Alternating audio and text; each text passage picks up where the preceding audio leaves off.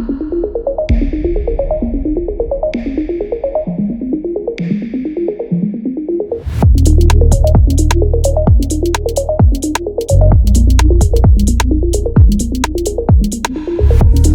we're here at Silverstone, British Touring Car for round 9, closing in the end of the season. Cosworth and iRacing have come together to partner in the data racing platform, which means that you'll be able to get your data directly from iRacing straight into Cosworth Toolbox.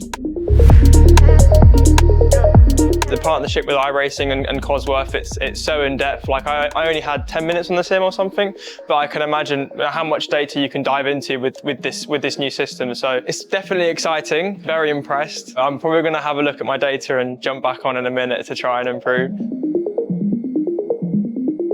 I'm impressed. I mean, to see the work that Cosworth and iRacing have done to come together in the way they have, it's just bringing sim racing ever closer to the real world. You know, you're getting live telemetry, you know, proper data that we can actually use and help us develop our skills for the real world as well. I mean, it's a really handy tool, and I thought the setup was brilliant.